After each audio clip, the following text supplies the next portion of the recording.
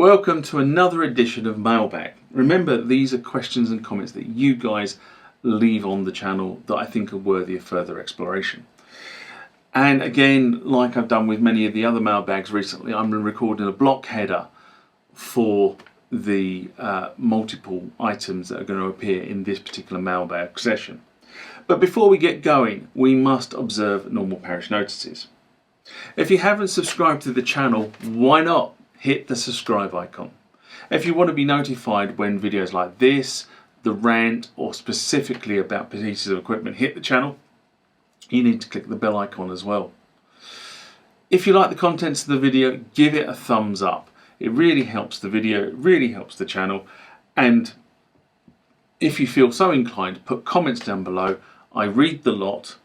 I have to release them from the quarantine area on the channel, and also sometimes I make videos about your comments and suggestions. So that's just the way it is. And finally, down here somewhere is the TMTG community address. For less than the price of a cup of coffee, which I feel is really a bargain, you can support the work the channel does in producing videos about equipment that musicians use. But now, back to this video.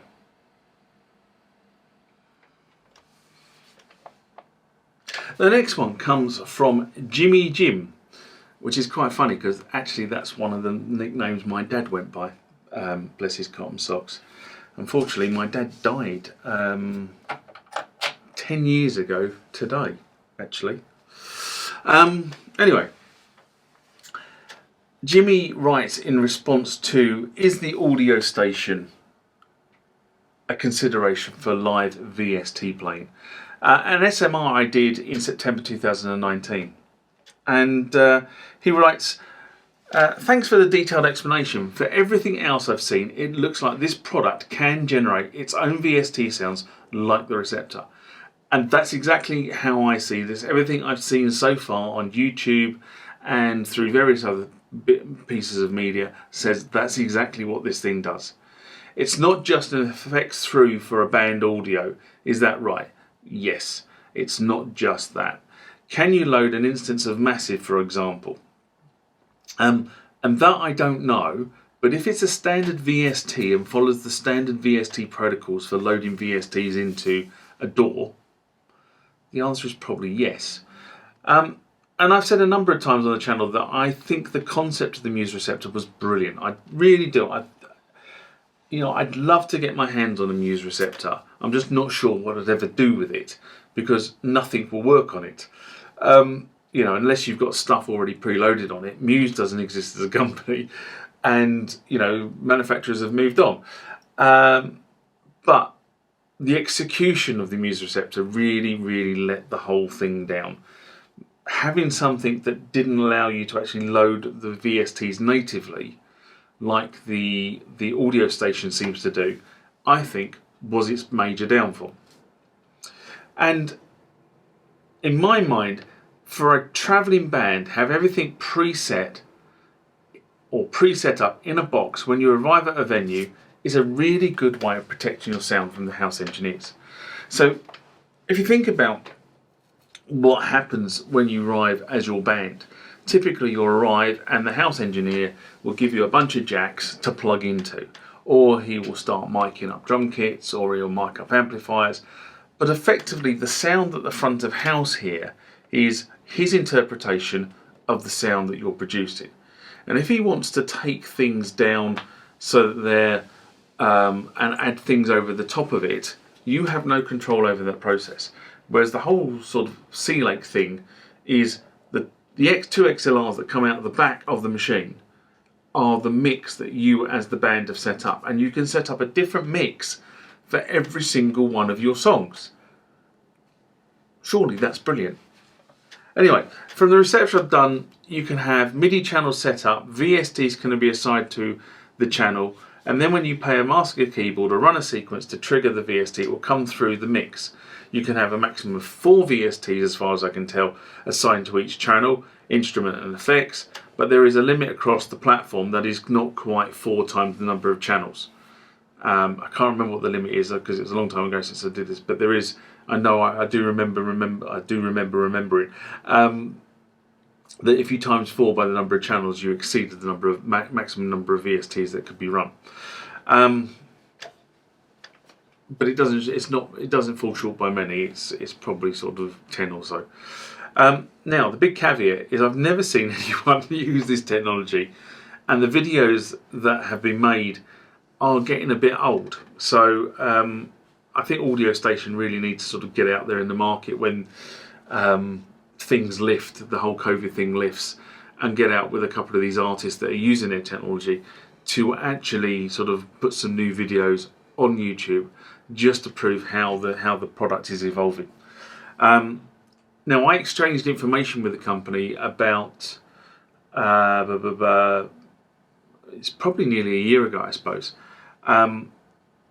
because one of my big concerns was the fact that they were still running this thing on Windows 7, and Windows 7 as an operating system died before Christmas, and therefore getting support from Microsoft might be interesting moving forward, things like vulnerability patches, etc.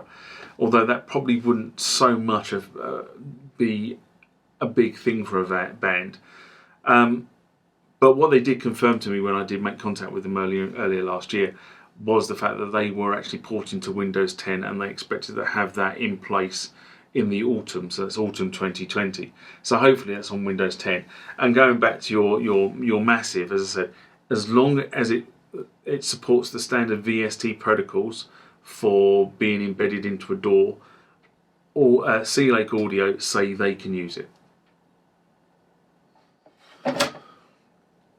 Now the next one comes from Z Hatley, and I'll put a disclaimer on this. I don't know whether Z Hatley has anything to do with this product or not. Okay, so it was a response on the channel, and he corrected me, or she corrected me, so I'm passing that piece of information on.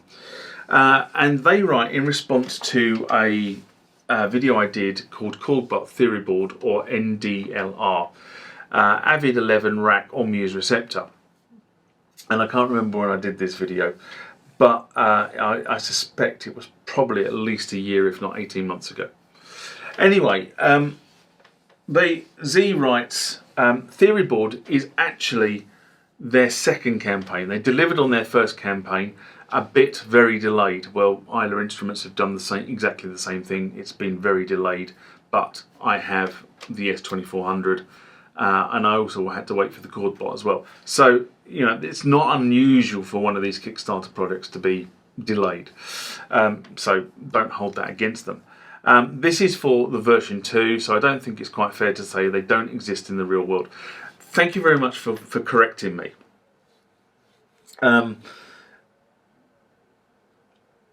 don't think it's made clear by the videos that this is actually the second release.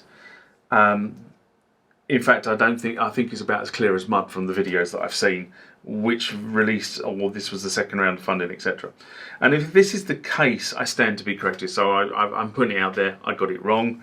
But maybe TheoryBoard need to update their Kickstarter pages to make it more obvious that they've already delivered one product, and this is the second product they're delivering. Because if you read the Kickstarter page, which shows the last update of 2020 when I wrote this comment, and the campaign dates started in 2018. So that's effectively like 2 years where they seem to be trying to raise funds, and the last update was over 6 months ago from where we are now, and I'm recording this video. So you know, if there is anybody from TheoryBoard out there and they watch this, you know, please keep your Kickstarter page up to date so that the people who have pledged money understand where you are in the process, because it's not clear, and make it also clear that you've already delivered product and you're delivering another product. Otherwise you get commentators like me that look out there in the market, see that this thing looks aged, and then question whether it actually is real or not.